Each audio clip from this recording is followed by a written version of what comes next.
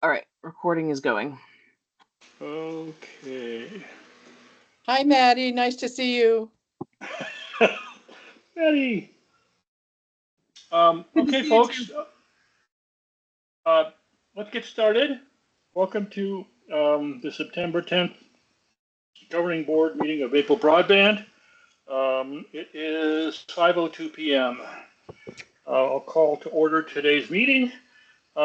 I will entertain a motion to approve the agenda.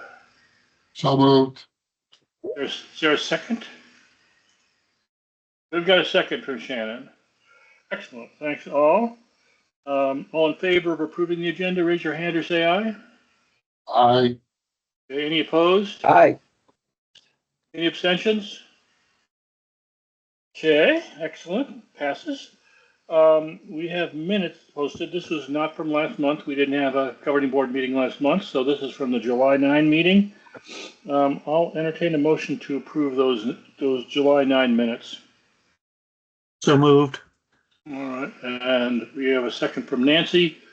All in favor of approving those minutes, raise your hand or say aye. Opposed? We had a comment. Sorry. We're muted here, I guess. I'm so sorry. I muted Ross when he wanted to have a comment. I apologize. That was my fault. Ross, do you have something to offer?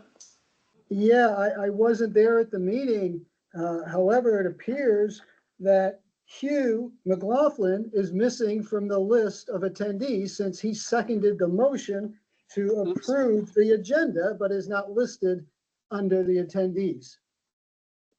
We can fix that. Probably deserves fixing, but I don't know if we should re-vote or how you want to handle it.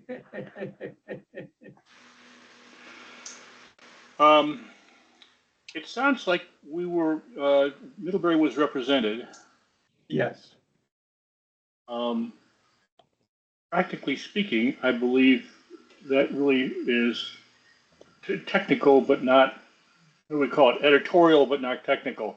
So I'm not sure that it matters a great deal. Would anyone object to our considering that deviation worth proceeding? Well, I For think what we it's need to. worth, as a moderator of a town, you should go ahead and make the correction to the minutes to show who was there. Yep. And then approve the minutes after that. Yes. Okay, Okay. I've done that right now on my screen. If you guys trust that I'll post the minutes with that friendly amendment, then I'd suggest you go ahead and revote. Okay. Would anyone object to proceeding based on what Cy and Ellie has just described? All right, all in favor of approving those minutes, raise your hand or say aye, as changed. Any opposed? Any abstentions? Okay. I abstain, Steve. I wasn't there. Gotcha. Right. Public comments. Anyone on the call that has to make any public comments? You'll have an opportunity if you're a delegate or an alternate. You'll have plenty of opportunity during the meeting to comment, but if you have any other kind of peripheral comments, you're welcome to make them. We have none. Okay. Yes. I have a comment. So I am the delegate for Ripton, but I also obviously own my own home and am interested in this process from a personal standpoint. I will let you know that I applied to Maple Broadband to be serviced and was informed that my address is considered a serviced address for Consolidated Communications and Fidium, which I knew for fact is not true, even though I am on the federal list for being considered a serviced address. I then went through the process of contacting Consolidated to arrange for a site visit. I won't go into the details of how useless that was. Suffice to say, they sent out a technician named Julio, who didn't understand why he was there because my home is over 2,000 feet from the last telephone pole. and they can only service up to 500 feet. He made some phone calls on my behalf, which resulted in contacting an engineer who had to do their own site visit to determine eligibility and whether they could be serviced. He came out. I was not present for that site visit, but he also confirmed that they would not be able to service us. I asked for a written report of his findings and requested that I be removed from the federal list of serviced addresses so that I could pursue other options, including Maple Broadband. That was a month ago. I have yet to receive any email confirmation regarding that process or the removal of my address. I followed up with an email to him yesterday. So I gave him a month. I will give him 2 weeks and I will email him again. Then I will wait 1 week and I will email him again, and I will proceed to email on a daily basis until I figure out who I need to speak with and how that process needs to unfold, not only for myself, but there are going to be at least 2 other individuals in directly next to me, one who is serviced by our own underground phone line that I'm responsible for. I'm assuming they are also on the federal list for serviced addresses, and we physically cannot be serviced. I think that's going to ultimately be a point that you all, broadband, Maple Broadband, is ultimately going to have to be dealing with as it relates to the BEAD monies and the contractual agreements with the state, et cetera. So given the information I've got currently, I just thought I would bring it to you as a board, letting you know, be aware of the situation, be aware of the actions that I'm taking as a personal individual property owner, and representation on the board, and bringing forward the information as this continues to unfold. Great. Ellie, do you care to comment on that? I know that a lot of what you described, Courage, is what was an example of the many contacts that have been made with regard to the BEAD process. And I think the biggest challenge you may face is that it's most of that diligence that was being done is done, and this slipped through the crack, obviously. And I'm hoping, Ellie, if you could kind of comment on how you see this working in the absence of any other revelations. Well, I think what Zapata is doing is exactly the right thing, because there is a way that individuals can challenge their served status on the FCC broadband map. But in order to do that, you need to submit evidence. And the problem is, and she doesn't really have any evidence other than the fact that she can't get service. And so she needs to get it in writing in order to have something to submit. So it's like this strange Kafka-esque kind of situation. So the thing is that, I mean, you're right, Steve, because there's this whole process to be able to get theoretically accurate maps for BEAD. And my editorial comment is that the maps are not accurate. They're far from accurate. It's a nationwide problem. We all know and understand it. And so I think that we haven't yet seen the letter of the BEAD program, but I think my sense of this is that the state of Vermont, being the state of Vermont, they have a certain amount of discretion with regards to the NTIA fabric, so they can't be going and adding addresses. But if it later comes up that addresses such as Zapata's were improperly excluded, I don't think the state of Vermont's going to have an issue with us using grant funds to build to them. And even if somehow we can't do it with BEAD, there might be other funds that we can use, depending on when this is. Our ARPA funds, we have 2 more years to be able to use, so that's an option.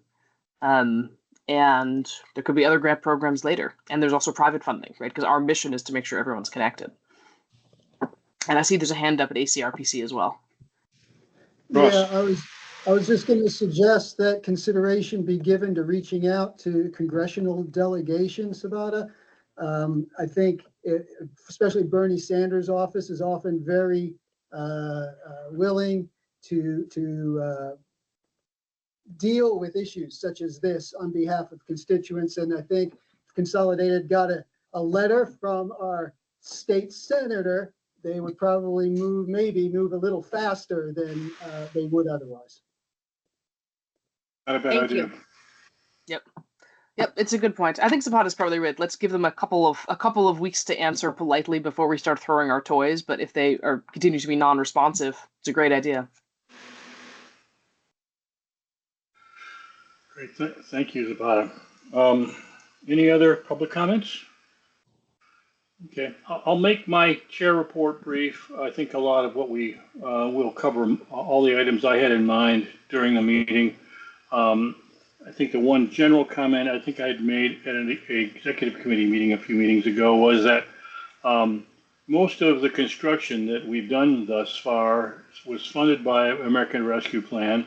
It's what Ellie and I refer to as Swiss cheese holes. There's some addresses that are now served by Maple Broadband and others that that we can't even offer service to because of the rules that we're operating under. But as we're sort of winding down the ARPA-funded work, we are very vigorously working on the next step, which kind of, to some degree, pertains to what Zapata is describing. We're identifying, we have 2 more serving areas that we are going to be building, assuming we successfully are awarded a BEAD grant. And those 2 areas are Middlebury and Ripton, because there are addresses in Ripton that all parties agree are not being served by Consolidated or Fidium, which is the same. And so we are obligated to serve those. And then the same applies to the Middlebury serving area. And so currently we're diligently working on planning for that work. And the very initial step involves identifying a physical location in Ripton and a physical location in Middlebury where we would locate our network hub. And we've got our fingers in a lot of things right now trying to get that identified.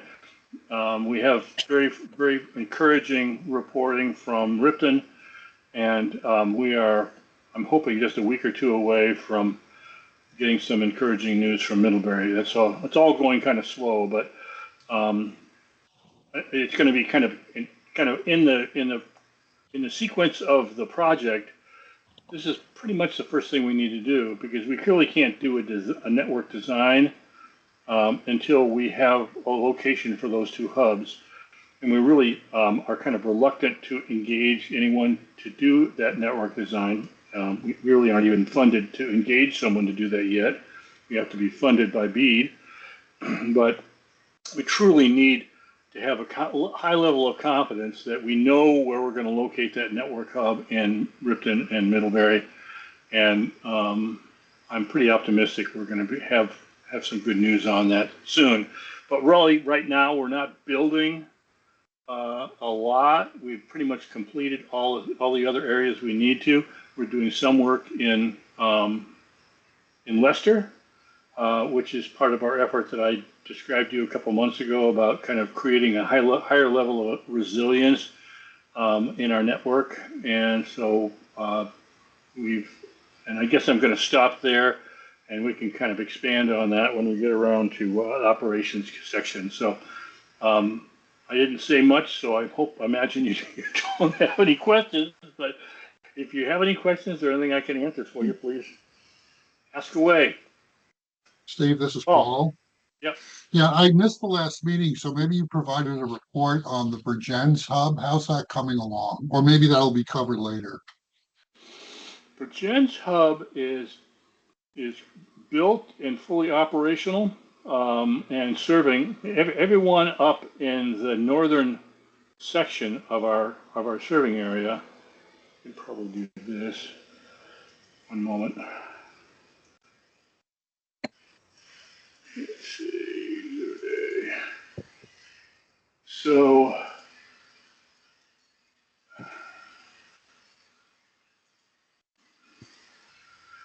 let's see if I can make this a little bit bigger. So what you see is that Maple Broadband's broken into what we've been referring to as two territories. There's a northern territory, which includes Virgins and Ferrisburg, part of Waltham, part of New Haven. And then there's the southern territory, which is all that other white area down in the bottom end of that map. And so the shelter that we built in Virgins is complete, and it is serving all of the subscribers that are in this northern territory. Those that were able to. Now, there are some areas in that white area that we cannot yet serve because we're deferring some of those activities to when BEAD comes around. But in general, that shelter is complete. There had been, curiously, you might have heard about a fire down in, I think it was, where would it have been? I think it would have been Ferrisburg off Route 7. And there was right off the road, I think it was a fuel truck perhaps, that ran off the road. Yeah, and it was pretty catastrophic. It took all the poles that ran along there, took them out of service. The power was out. I was actually on a call at the time. I got a hiccup on my broadband connection, which is now a Maple Broadband connection. It was pretty catastrophic from the perspective of people in that area, and subscribers in that white area. Anybody who were on Maple Broadband didn't even know it.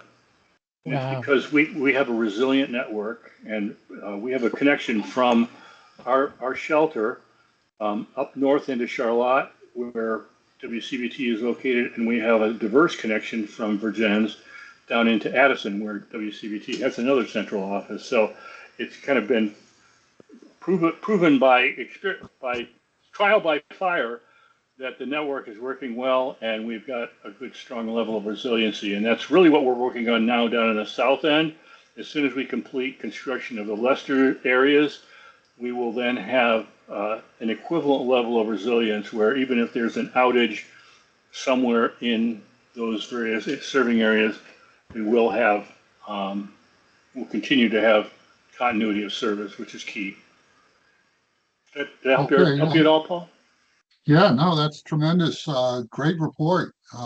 Thanks. Okay, you're welcome. Anything else? Okay. Let's move on. Operations. Ellie, could you take on some of these? I'll maybe help a little bit here and there. Sure. So the first thing is service availability. So it was actually late July was the last time we turned up a serving area, and that was the one known as Orwell 3, which is southwestern Orwell. It's quite a large serving area. So that went live in late July, which we would have told you about in August, except for we didn't meet in August. But nothing went live in August, and I guess that's about it for service availability before I move into construction. Are there any questions on that? I mean, as Steve said, we are kind of slowing down now and trying to complete what we're busy working on this year. And then our focus is really, I mean, my focus is already turning to detailed planning around next year in the BEAD program and other things that aren't eligible for BEAD. Yeah, something I perhaps should have said during my chair report is that, as Ellie just said, a lot of what Ellie's time is involved in is preparing to make an application, a BEAD application. And there's a lot of intermediate steps there. There's lots of reporting and obligations that we're having to address.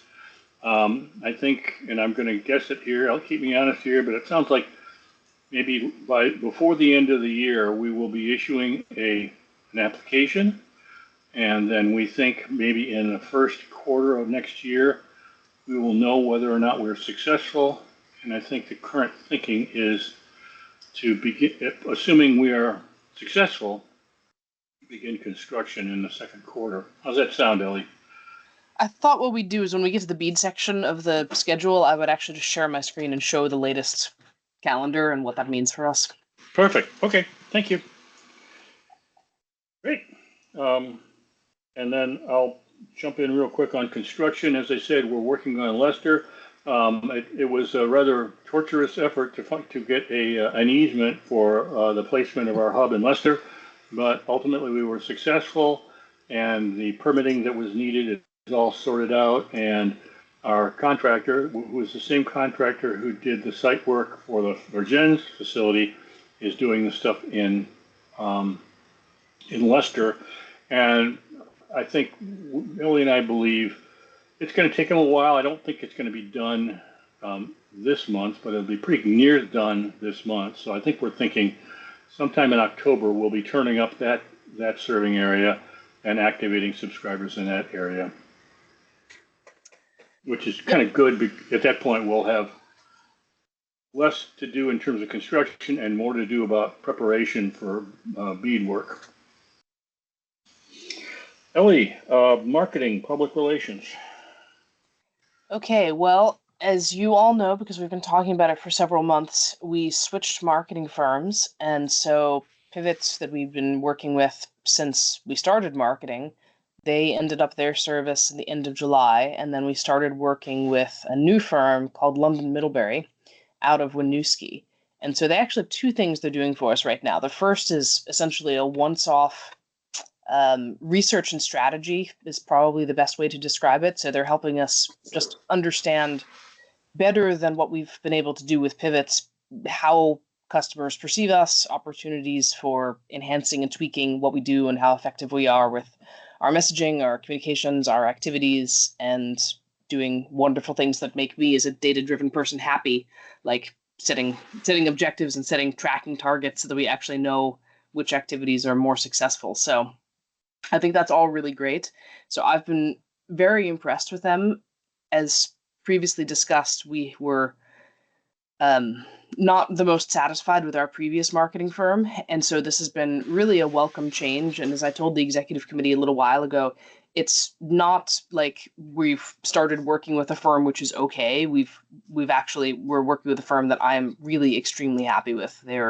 They are very diligent. They're very thorough. They're asking really good questions. They are bringing a lot to the table, and it's really only been about a month since they've been on board. And another thing that makes me extremely happy is they're actually doing things that Pivot was either unwilling or unable to do. They're actually digging into our systems and doing little operational bits and bobs on our behalf so that I don't have to do it, which is really, really wonderful. So I really couldn't be happier, and I'm quite excited. And so they're busy now with their research and strategy. And so I'm not sure if by next month that will be done and ready to present to you folks the results of what they've been doing. I'm not, because I don't have the schedule for when they're going to be done with that exercise. So it'll either be next month or November that we tell you the results of that and some of the changes we're making as a result of that. But I'm very happy. Nancy. If I could just add, one of the great things about London Middlebury as a marketing firm is that one of the owners grew up in New Haven and is very familiar with our county. And so that's, I think, part of what's making a huge difference in what they're able to do. Yeah, it's really wonderful. I mean, just as an example, what would typically happen is we'd have social media posts or newsletter posts, and I would have to come up with most of the topics, and then they would produce a first version of a copy that was completely not workable, and I would have to edit it. And then if it was something important like a newsletter, I'd have to run it past Steve for further copy editing. And now we're getting copy that's on the very first draft is pretty solid, and I'm making minor tweaks, if any tweaks at all. So in the last newsletter that you guys will have all seen if you're signed up for it, and if you're not, you should go to our website and sign up. But they migrated that to a new mailing list software, which was something that we'd wanted to do anyway because we want to be doing customer emails more than just the newsletters. So we wanted a more sophisticated platform, but they got everything set up in the new platform, created some ideas around things we could do in the newsletter, and added a whole heck of a lot of value. And I didn't have to do anything other than give feedback and say that looks good. So really quite happy so far. Have I said that enough? Did you also say, Ellie, that we're paying them significantly less than we were the former marketing agency? We are. We are paying the former marketing agency just shy of $7,000 a month, and we're paying London Middlebury just shy of $3,000 a month. So that was another reason. I mean, I wasn't happy either with the quality or with the amount of money that we were paying, because for the amount of money we were paying Pivot, we could have literally had a full-time person, which is one of the things that I brought to the executive committee saying, this isn't, we need to look at changing this. Nancy. Also, if I could just add one other thing, they are one of the things they're focused on a lot of different ways to boost our subscriptions. And certainly one of the things they're looking at is how to reach in the areas where we've already built. How can they reach the people who have not subscribed yet, and encourage them to subscribe? And so they're really digging into the details. It's pretty impressive. Does anyone have any other questions of Ellie about the marketing firm, our marketing activities? Okay. Pada does. Oh, Devon. Yeah, I'm just wondering if you have, I'm going to say like a strategic plan that you're developing with them for what the work that they might be doing looks like moving forward. Yes, exactly that. So that's going to be research informed for the first time. And so we're kind of continuing keeping the trains running with things like the social media posts where we have basically no followers, and the newsletters that actually are effective. And that's exactly what they're doing is working. We had one of the workshops they did with me is to come up with brainstorm a whole bunch of list of activities. Some of them are things we're already doing. Some of them are things that we haven't done already, like more in-person events and working more directly with our towns. And then from there, they're doing research to help inform what our marketing mix should actually look like. And this is actually quite timely because we'll get to the financial section later, but several of you guys are new to the board. And so we're now in the budgeting time of year, because even though our financial year doesn't start until January, we need to make sure we need to bring a draft budget to the governing board in October so that it can be passed in November, so that it can be distributed to our member towns in December. So along with an annual report and a pro forma through the end of the year. So this is all coming at the right time for us to be doing our planning for next year. But which is not to say that we won't be executing on this plan as soon as it's available, but it's just that it's great to be able to have a proper plan to inform the budget. Any other marketing related or anything related to operations questions? Nancy. If I could just ask, we have two people joining us by phone, and I don't know who they are, but I wonder if Steve or if you or Ellie know who they are. Could the I'm Denai. This one Osai is one of them. No. Salisbury I'm delegate. I'm sorry, who? I'm Janai Rossig. I'm Janai Rossig, Leicester delegate. Oh, great. Yep, and then Justin Boyer was the other one. Janai. Okay. Justin. Great, thank you. Okay, let's move on to financial. Well, Steve, I just wanted to make a mention on the public relations. I just wanted to give Ellie kudos for the great interview she gave in the Addison Independent a few weeks ago. Good job, Ellie. And that was great advertisement for Maple Broadband. Thank you. That was great. It happened to be the first month that London Middlebury got started, and it was funny because I was in my very first meeting with them, and Andy Cricaldi calls me out of the blue. So I apologized, left the meeting, and took the call, but it turned out that we had some good PR out of it. Oh, and there's another hand up at ACRPC as well. Ellie, is there any Yes. chance you can put the link to Kirkcaldy's article? Because currently the latest news on the website is February of 2023. And normally for people like me who scan websites trying to figure out how high functioning an organization is, if I don't see anything in the last year, I start wondering about how successful they are. So the article is paywalled right now. So London Middlebury has actually contacted the AD&D to see if they'll remove the paywall in time for us to share this in our next newsletter. I could put it up on the website just with a note that it's paywalled, or it may be paywalled. I'd be happy to do that. I wanted to wait for that to go down before putting it up. Okay. Yeah, our current thinking was the next newsletter comes out. I'm sure we've run into this before. We know that if you aren't subscribing to AD&D, you probably aren't going to be able to look at the article.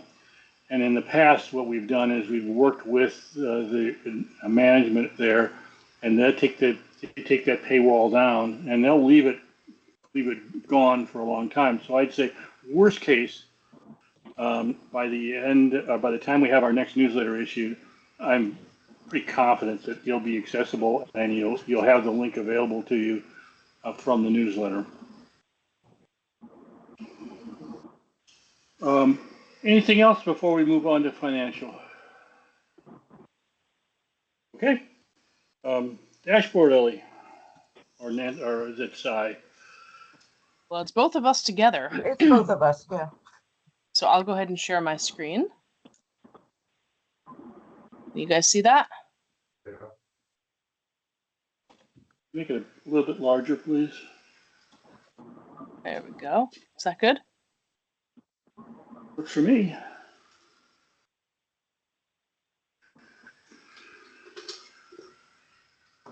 I would point out on this front page, actually, Ellie, will you sort of scroll that over a little bit so we can sort of see? There we go. I mean, you can see here that the construction has slowed down a little bit. We don't have quite as big jump from month to month. But the most important thing at this point about the front page here is that we have updated the balances anticipated based on our revised pro forma, so that it's a little cleaner about what we anticipate remaining at the bottom line, which has changed considerably as a result of, certainly as a result of construction expenses not being as much as we had originally anticipated for year-end 24. Everything else is pretty much on where we expect things to be. Ellie, I don't know if you have anything to add to that. The only thing, I just want to give a little more color to Cy's comment about the construction costs, is that when we originally put together the budget, we were expecting the BEAD program to come much sooner than what it actually has. And so the end result of this is that we've been waiting for the dust to settle, mainly on the eligible addresses, because what we didn't want to do is we want to make sure that we're clever with how we spend our money, and that we spend our ARPA money on things that we can't spend our BEAD money on, and vice versa. And so lacking, I mean, we've done the best that we can, but with the BEAD program being delayed, and specifically those addresses, we're literally only now starting to be able to do the analysis to figure out what areas are going to be the best use of our remaining ARPA funds, put that together. And so once that's done, then we have to wait on all the make ready and the permitting and so on and so forth. And so we'd originally planned to spend down our ARPA grants this year, and as a matter of practical fact, that hasn't happened. So I think the plan is now to do that next year. But the good news is at least the things that were uncertain are now either finalized or close to being certain. I'm going to mute Paul. Okay. Yeah, no, that's a really great point. Thank you. But it does make a difference to the bottom line, which obviously will have impact on preparing next year's budget and figuring out where we go, because it will certainly change things up a little bit, a lot bit. Yep. Operations. Before we move on, are there any questions on this one? Okay, guess not. Operations. Make this one bigger too. I think we should point out that, and Ellie was pointing it out to me as she was forwarding figures along, that our actual revenue is now just about $250,000, which is a very nice number, especially in light of what we had planned. It's a little ahead of our plan. And that's splendid. Our mileage is a little bit behind, but our passings are in good shape. So from an operations standpoint, this is all pretty darn good news from my perspective. Ellie, do you have anything to add to that? Just the only reason that our mileage is now behind is that we had presumed that there's a couple of areas in phase 1 still that we're waiting on GMP to do some work. And they finally told us about 2 months ago, yeah, it's not going to happen this year. So I haven't been able to incorporate that in the updated plan yet. So that's the reason that's behind. And the other thing which is interesting to me is that our take rate is literally exactly what we'd projected, which is great because, as we all know, it's one thing to build a network, but where the rubber really meets the road is getting people connected to the network and all of the challenges, especially with buried service and making people aware and getting people, because switching from the status quo is a non-trivial thing unless your status quo is terrible. But if you have, if in some of the areas where we've come into for gens, for example, people are switching from Comcast, and a lot of them are switching from Comcast, right? We have to understand that takes something. So I've been quite happy that we've had as many people switching over as what we have had. Yes, and considering the change in the level of competition from when we were really kind of working through all of our plans, I think that take rate is fabulous. Yep. And we're also seeing about a 5% increase in people that are taking the highest priced package versus the lowest priced package. And again, this is by design, that when we're doing models of financial planning, we should be conservative because that's just a good practice. And so it shouldn't be a surprise that the actual numbers are more attractive than our plan, but it's worth commenting on. And then the other thing, this is new from last month, is we added, last meeting, which was July. So we added two things here. The first one was we separated out the delinquent accounts that are greater than 30 days because we talked about how a lot of the delinquent accounts are people getting their first bill. It's a wallop because it has the installation fee plus the first pro rata period plus the first month. And also they may not be used to the billing system yet. And so unsurprisingly, like the real number to be looking at here is the ones that are delinquent after 30 days, it was 2 this month and 3 the previous month. So that's a healthier number than looking at 31 and 32 respectively. And then the other thing we did is we split out. So since July, Waitsfield has started putting the reason for the disconnection into the report that we get, so that we can actually see the number of disconnections, total disconnections, and the ones that are for non-payment versus customers' requests, like customers churning, they're moving, or for some other reason they're switching service. So just wanted to call your attention to those new things. Okay. Any thoughts, questions about anything? Operations? I guess I would only add that among the members of the executive committee, we felt it was cause for celebration that we have more than 400 subscribers now. So we haven't had any opportunity to pass the champagne, but perhaps we should do that soon. Yep. And then the only other thing I wanted to say is here on the budget versus actual tab. So I've updated this. So the normal monthly practice is to go ahead and update this, which is a great practice because it means that when it comes time to do the annual pro forma, it's not a big lift because we're doing it every month. So the major change that I made here is to take the financing that was anticipated for this year and take that out, because the BEAD program, we'll get to the timeline in a little bit, but there's the last thing you want to do is to take on debt and be paying service on that debt if you're not able to use the money. And so if you look over here in the active grants, we have, between the construction grants and the town ARPA, we have over $1 million, like $1.5 million left. And so we obviously just operationally, unless we need to be doing a BEAD thing that we can't use these funds for, we don't want to be taking on debts in terms of time until we actually need it. So at this point, looking at next year and again, refining the number, and not entirely sure at what point next year, but that's part of the plan that I'm working on now. I think the bottom line is that we remain amazingly healthy. And as more subscribers come on, we'll become increasingly healthy. And, WCBT has certainly helped us with that, but it will give us an opportunity to grow into a substantial place before we have to go look for that additional money, which is great. Yep.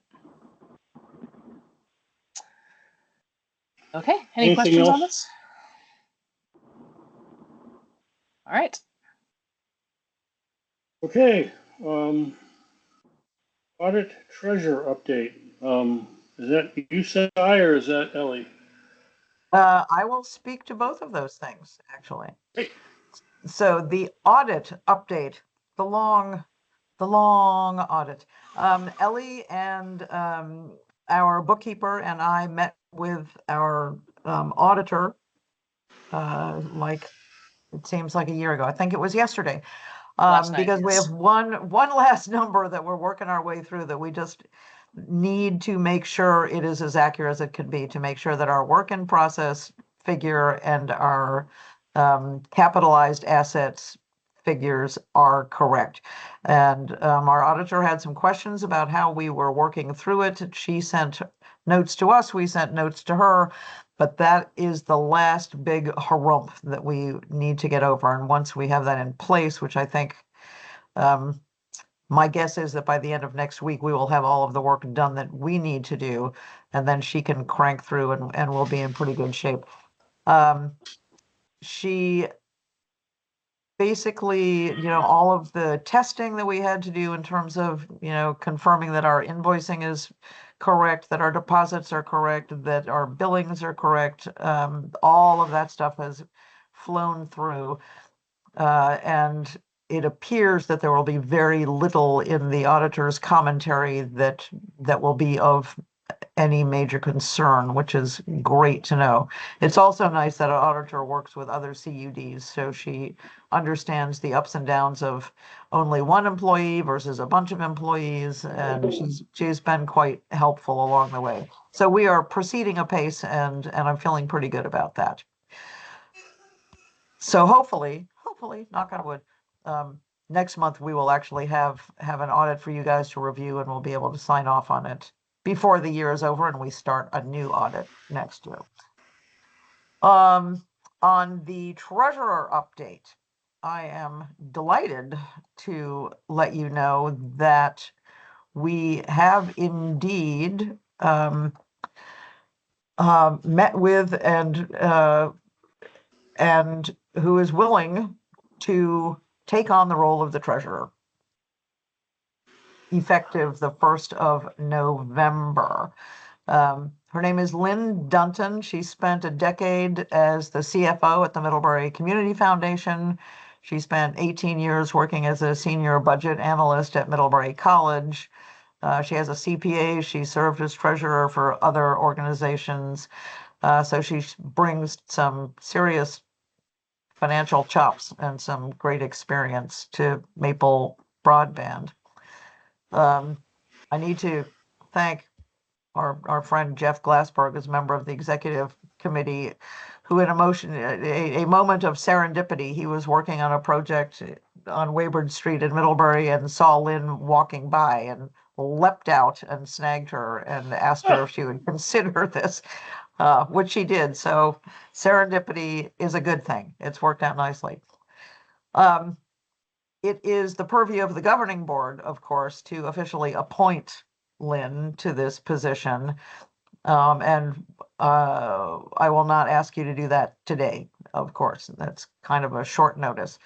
So Ellie and I, in the course of the next week or so, will be forwarding some background information about Lynn to all of you. And then hopefully at the October meeting, you can make that appointment, having done your due diligence and asked any questions that you need to ask. But I, for one, am delighted. And I'm glad to be able to share some good news with you guys. Yes, it's very exciting.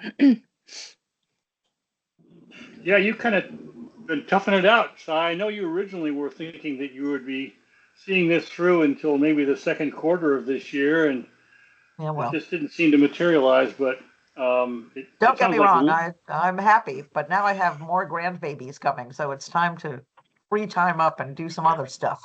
Yeah, perfect. There's one other thing I wanted to raise as well, which is that, as you all know, we have a stipend available. We advertised this position as having a stipend available, and Lynn indicated that she would like to receive a stipend for this. So part of the motion that we plan to bring to you next month is to appoint her with the same stipend, which Steve receives and which has been budgeted. Any questions of Ellie or Cy about the audit and treasurer update? Okay, excellent. Yeah, that made my month or two when Lynn came in, and that was just what, yesterday? Yeah. Yesterday. Yep, we're on Tuesday. This week's been Yep. flying by. Beautiful thing. It's a beautiful thing. All right, Ellie, if you could catch us up on BCBB, Vacuda, and bead updates. Yeah, okay. Sorry, let me find this. Let me find the bead program. Share my screen again. Okay. So this is from the VCBB's latest board packet. This was shared yesterday in the board meeting. Can you see that? I don't know if I can make it a little bigger. There we go. So yeah, that's the latest one. So it keeps getting pushed out. The thing that's I feel like I've been saying this for ages. Maybe it's only been the executive committee, but the thing that we are all eagerly waiting for is the request for application, the RFA. This is going to be posted for public comment to seek public comment on clarity as opposed to substance, because this is the application request, and all the program rules have already been codified as part of this whole Volume 2 process that VCBB has been through with the NTIA. But we're hoping that when we see the actual application, it's going to answer a number of questions around program rules and what is and is not allowed and what exactly we have to submit. And so that's going to be very exciting, but it seems like every single week we've been told it'll be published this week. So at some point it'll actually be published and we can see it and we can find out what's going on and how big is this breadbox application we have to prepare. So that's still pending. And I think the key thing is, so this, you'll see here, where is the, okay, so from the middle of October to the end of October is the current slot for the pre-proposal window. So that's a window in which you essentially, if you plan to bid on a project area, you have to say our entity plans to bid on a project area and indicate whether or not the proposal will be all fiber or something else. So it's fairly straightforward pre-proposal process. So the real thing is this, which is when the full proposal window opens. So that is the middle of December. So this RFA, the request for application, interestingly, it doesn't actually, does it say when they are publishing the final RFA? No, it doesn't. Anyway, so at some point, I mean, it probably won't change too much from the draft. So as soon as we see the draft, certain things in there we can start preparing, which is great. So from, oh, it's still showing the 14th of August. Anyway, so from about this month or whenever that RFA drops and we can see it until the middle of December, we can start preparing our application. And the applications aren't due until the 11th of February. And so their planned period is from the 12th of February to the 11th of April, which is about 2 months. The VCB will be going through scoring the applications received and negotiating with the winners of each project area on various details. So if everything goes according to plan, we'll submit our application and we will be selected, and we will have some indication in this time period that's we're the likely winner and they wish to negotiate with us. So probably if it holds to the schedule, sometime in late February or early March, we'll have a sense about whether or not we're the bead winner. And if we are, we still have to wait a very long time, because the way that the NTIA's program rules work is it's not like the ARPA grants where the VCBB can grant a BEAD award to Maple Broadband while they're waiting on other CUDs or other applicants for other parts of the state. The way that the NTIA program works is the VCBB, the State Broadband Office, needs to put together a comprehensive plan for the entire state that meets all the BEAD program rules, which means they have to do all of their awards to everyone, tick all of the boxes, document that they've ticked all the boxes, and then submit that to the NTIA, which is planned for the 13th of June. And then they have to wait for the NTIA to approve it, which, if we think about how long it took them for Volume 1 and Volume 2, is a 2 to 4 month process.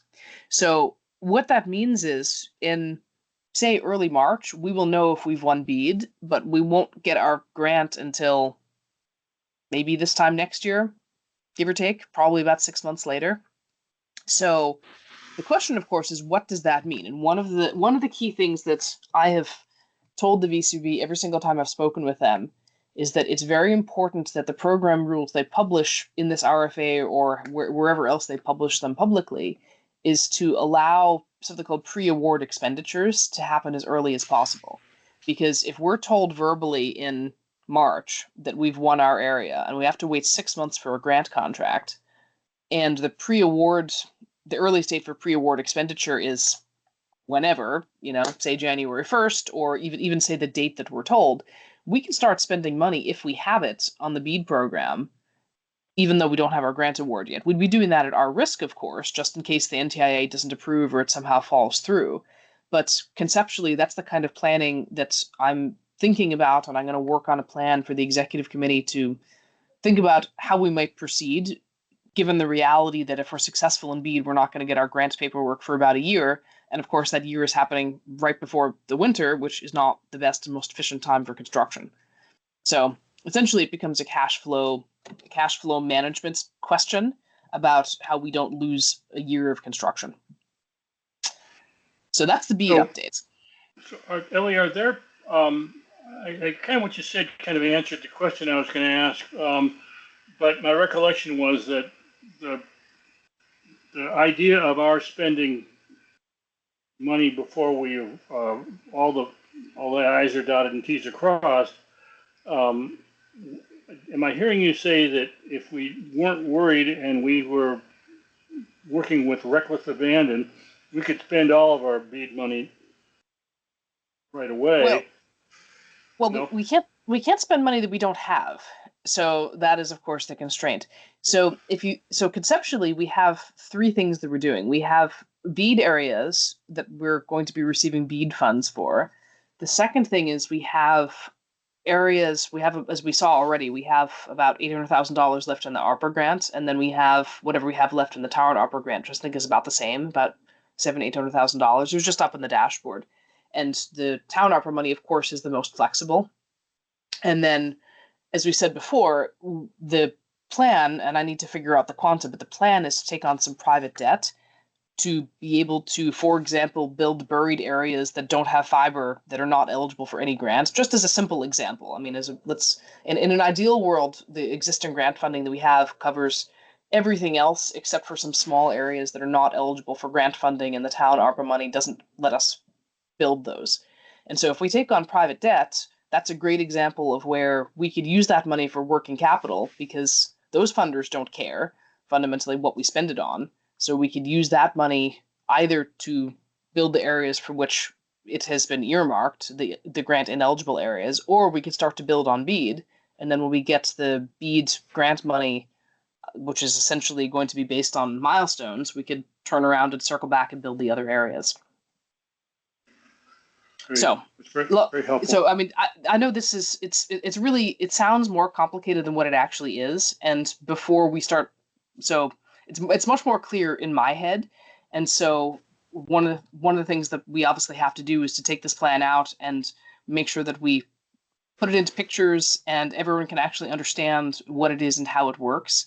And there's also multiple different ways that we could do this, some of which, I mean, it would be the safest and most prudent not to spend a single dollar towards a BEAD project until we actually get the grant award, just in case it falls through. So just as a matter of diligence, we need to think through all of these scenarios and carefully consider what path we actually want to go down. And this is not something that we're going to be voting on or considering right now. The budget, the first thing that we have to do is we have to get through the budget for next year, for which we're going to have to make some assumptions. And of course, as you all know, the budget is really for planning purposes, and we adjust it as we go based on reality. So that's the first thing, is just the big lump sum of approximately how much is this all going to cost. And then the next thing is, as we get more details, we figure out the sequencing. So there's two hands up. I think Paul was first and then Nancy. Yes, thank you, Ellie. The question I have is, are the applications kept strictly confidential, or do they go into the public domain? The applications are kept confidential, the same as they were for the ARPA grant. Okay, thanks. That's good. Yep. Nancy? Ellie, I know you don't have a crystal ball, but can you remind us about the amount or the range of the amount of money we're expecting from BEAD? Don't know yet. No, I mean, can you give us a ballpark? I would say probably in the range of 4 to 7 million for our portion of the district. Okay, thanks. I want to caveat that is that it's not a given that we're going to be successful with our BEAD effort. Yep. I think Ellie and I are pretty darn confident that we will be successful, but I think we need to prepare ourselves for any eventuality. And I know part of what Ellie's doing is thinking about what happens. How do we proceed if we don't win that effort? So we're trying to make sure that we're covering every contingency. Yes. Any other? Go ahead. Sorry, there's one other thing I wanted to say, which is just to call everyone's attention to another fundamental difference. There's some really fundamental differences between the current grants we've had and the BEAD grants. One of them is the fact that BEAD is a competitive application, and the state has to put together its entire plan before anyone gets anything. That's one fundamental thing.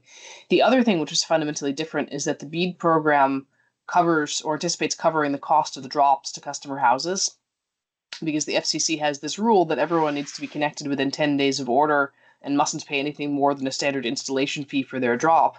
So that's obviously pushing up the costs, because if you think about it, it's not really apples to oranges if we're talking about how many miles we could build with ARPA money versus BEAD money, because ARPA was mainline fiber on the road and BEAD is fiber on the road plus the drops to all the BEAD houses, which is going to be really interesting when we actually get into how on earth we do that, right? Because you can't just go putting things on people's private property. But we'll perhaps the RFA will answer that question for us. I don't know.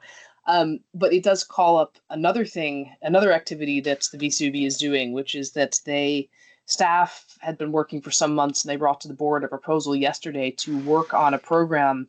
There's a little bit of what this might be mischaracterization, but there's a little bit of ARPA money. It's about $2.6 million of ARPA money from the original allocations that was not used, because CUDs got their allocations, but the allocations were also made to towns that weren't members of CUDs, and the VCBB staff went through a process of basically saying, if you have an allocation in your name and you don't put up your hand to do something with it, we're going to take it back and do something else with it, because the ARPA money does have a time frame associated with it, and no one wants the money to go away and go back to the federal government. So the VCBB staff got sign off from the VCBB board yesterday to take some of that money, and they have some other pots of money with which they may combine it, and work on a drop program for the ARPA areas, and specifically with a low income focus. So that's good. The devil, of course, is still in the details, and we don't know how much that money we might see, but it's a good thing. It's a very good thing. So I think that's what we have in terms of Akuta. It's been fairly quiet because it's the calm before the BEAD storm. So we've been preparing as much as we can for BEAD, but we're sort of sitting in this waiting pattern right now, and there's going to be more frenetic activity once that RFA drops and we see what's what. In general, Akuta is working on putting together legislative priorities for next year. But there's not really any major things. It's pretty much what you'd expect, which is thinking about this problem of affordability and what can be done there. And then the other one is coordination with other utilities, because as many of you guys know, Green Mountain Power, for example, they have the zero outages strategy they're talking about, where they eventually want to bury a whole bunch of their plant. And if they all of a sudden bury a whole bunch of plant where we have fiber, then there's going to be a big cost for us either to pay to go in the trench with them and move the fiber, or to maintain those poles. So this is the sort of thing where if they start moving a couple 100 miles a year, that's going to be a huge unbudgeted cost. EC Fiber is already seeing that. So that's an example of the sort of thing we want to be taking up with the legislature, so that, for example, if there's some public funds earmarked to helping GMP not have outages, there could be some accompanying funds to make sure that it's not an unfunded mandate for the baby CUDs. So things along those lines. I would say mostly defensive sorts of things, just making sure that we're not having any risks to CUD sustainability or finances based on things that are going on by either the legislature itself, which is unlikely, or by other parties. Spence. I'm wondering how imminent that threat is because it seems to me it's going to take them years and years to really outage proof their system. And also, is it more of an issue in urban areas than rural areas? It seems, based on what I've seen and heard from other CUDs, it seems to be more of an issue in the parts of the state that keep getting hit worse by flooding than what we are. So the people on the mountains. Although it seems to me that if the rain is going to wash away a utility pole, it could wash away a conduit just as easily. So I don't know what they're doing about that, but that's what I've seen. It's EC fiber areas and DV fiber areas, not all of which DV fiber has plant. So that's DV fiber is the southeast Deerfield Valley. So I think probably we're not going to be the canary in the coal mine as Maple Broadband, which is good, and we can watch that and see how it plays out. But nonetheless, it's something that we need to be looking at statewide. Any other questions? Yeah, kind of a little bit unrelated, but maybe it's related. I know, Ellie, there's an action at the PUC regarding a petition by a venture capital organization to purchase Consolidated. And I know there's been some discussions about that. Is there any updates on that?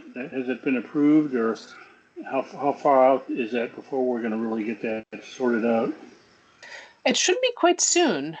All the parties have given their final dispositions on what they want to see happen. My expectation is that the PUC will approve the transaction because they don't have any good reason not to approve the transaction, and they will hopefully put some conditions on it that are in the interest of the public good. So you don't see any obstacles, so it's going to happen, and I guess that's always a worry for us, but it's a worry for the subscribers because VCs generally are not seen as being civically minded. So hopefully some of the things that Ellie did some testifying in front of the PUC about this. Some of the things, there was concerns that that the CUDA members had regarding getting timely action on the part of the utility to do work on poles or pole licensing, things like that. So yeah, it's something we're going to have to keep close watch on, I guess. Okay. Anything else for Ellie on items 8 on the agenda? And I guess a follow-up to that is we're nearing the end here. Is there anything else any of you would like to discuss? We have time. We're here for you. We are doing our level best to be transparent about what the executive committee and Ellie is doing. This is your opportunity. If you have a burning issue, this is a good forum to kind of get that aired. So any other questions or topics you'd like to discuss?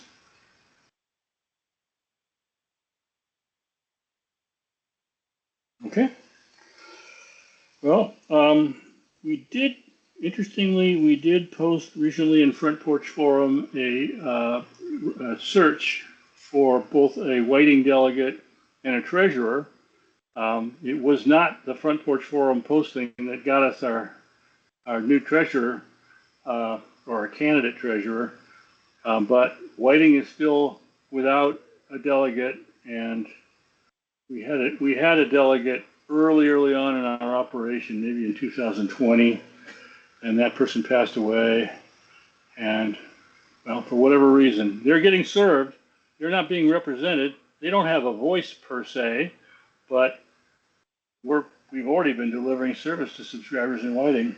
So one way or the other, they're part of the towns in Addison County that are getting our attention. Okay, so no questions, no conversation topics. And just a reminder, our next meeting is October 8th. It sounds like Sai's thinking maybe we'll get a chance to take a look at some comment on the audit. And maybe, well, Ellie will most certainly know a little bit more about what's going on with BEAD, though it's still going to be grinding out for quite a while. So we'll keep you posted. I think the fun stuff about giving you updates on all the new stuff we built, I think is going to kind of taper off now and won't happen until sometime next year, maybe middle of next year. I did have one I'll request. I had one Go ahead. request for everyone. Does anyone here happen to have any good contacts with the Addison Central School District? I can talk to the IT director. I mean, Carl's putting up his hand because we're having we've been working with their director of development, Matt Carente, to try and there's a site in Ripton that we'd really like to get an easement in particular, and he's just not responding to emails, and so I wondered if anyone had any good political connections there. I can just talk to him, Ellie. Okay, good to know. Sorry, Carl. I don't know how Steve and I forgot that you worked there when we were chatting earlier. It's all right. No, yeah, I'll track him down tomorrow. For the site in Ripton, you want it to be on the school property, I guess. Yeah. Yeah, I Gotcha. I think Carl, if you get an ambivalent response, that may be sufficient of a response. I think we have two options we're looking at. The school one is one of them, so it's not like we're high and dry. But he doesn't necessarily need to call Ellie back or contact Ellie. I think if you want to act as an emissary and find out, are you willing to entertain this? I think that's really the question we're asking right now. I'd be shocked if he wasn't willing to entertain it. It's probably more of he's like a one-man job for the whole school district and has a billion things on his plate as a business manager. So it's probably taken a back seat to a lot of things. So I'll nudge him. So he might be willing. That sounds like a good explanation if that is the case. Love to do it, but I don't have the time, kind of thing. So I can imagine that's one explanation. Basically, yeah, I'm sure if it took minimal effort from their side, it would probably be okay. Yeah, we don't need anything. We just need them to grant us an easement. Yeah, I think, and when we're doing these easements, when we do all these projects, the objective here is to relieve the burden off of the individual who's actually willing to help us. So we take on all the permitting and we take all those duties. We pay for any permits that's needed, et cetera, et cetera. I think there might be an expense on the part of the school to get a lawyer to take a look at something when we get to that point. But I think if he wanted to caveat it by saying that, sure, I'll do it, but I need to be clear that I can't give you much of my own time, which I think would be okay. All right. I will check in with him tomorrow, see what I can do. Excellent. Thank you, sir. Thank you, Carl, so much. And there's a hand up at ACRPC too, Steve. Yep, making a motion to adjourn. Oh, great. Do you have a second? We have a second. Okay. Thanks, everyone. Thanks for attending. Talk to you in about a month. All right. Thank you.